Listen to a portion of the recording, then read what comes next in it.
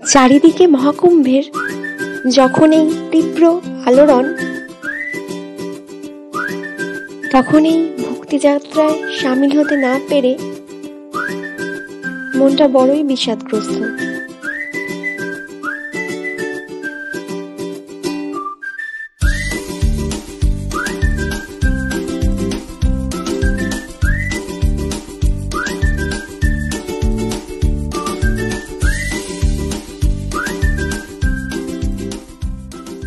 সেই সময় আমার এই মন খারাপ দেখে মা হঠাৎ মনে করিয়ে দিল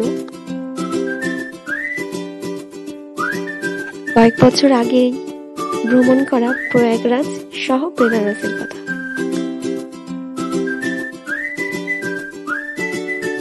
নীল আকাশের নিচে বেগবতী নদীর চঞ্চল স্রোত সকল সময়ই মনোমুগ্ধকর। সাথেই প্রাচীন যুগে ফেলে আসা এই পৌরাণিক গাথাগুলি যেন মনকে কোথাও না কোথাও ছুঁয়ে যায়।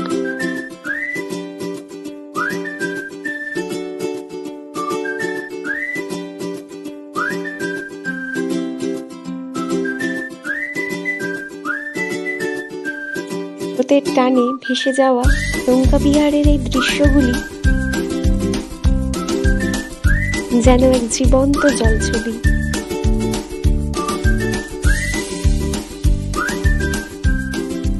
পরন্ত বিকেলে এই নৌকা বিহার আমরা সবাই দারুণ উপভোগ করি।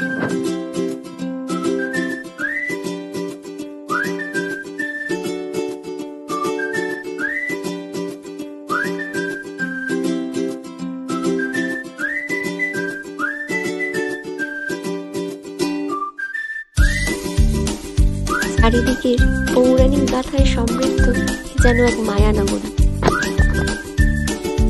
কোনো এক জাদুকাঠির ছোঁয়ায় যেন হঠাৎ জীবন্ত হয়ে উঠেছে।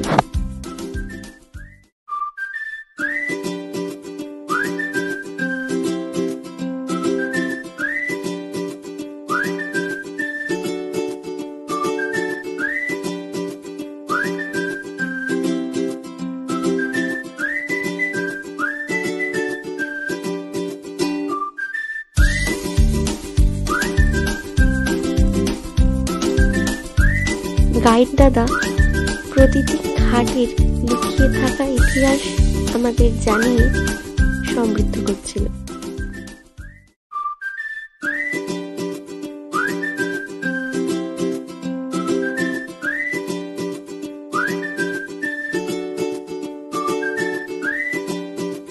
বেনারসের ঘাট পেরিয়ে আমরা পৌঁছে গেলাম বেগবতী গঙ্গা, স্রোতস্বিনী যমুনা এবং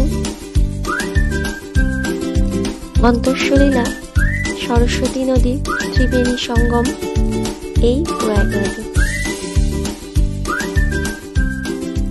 চঞ্চলা নদীর স্রোত, বয়ে চলা মৃদুমন্দ বাতাস আর এই শ্বেত বিহঙ্গের আনাগোনা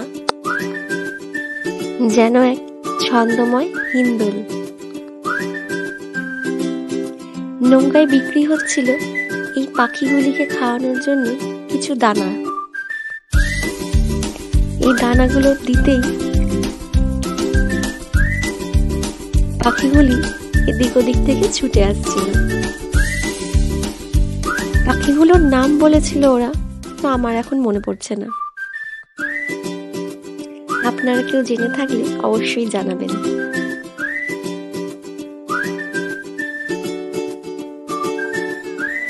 এরপরেই দেখতে এসেছিলাম বেনারসের ঘাটের সন্ধ্যা আরতি। এও যেন এক অসম্ভব সুন্দর এক দৃশ্য। যাত্রীবাহী নৌকাগুলি যাত্রী সহযোগে ভিড় করে আসে ঘাটের চারদিকে। রইল বেনারসের ঘাটের সন্ধ্যা আরতির কিছু মুহূর্ত। हर हर महादेव।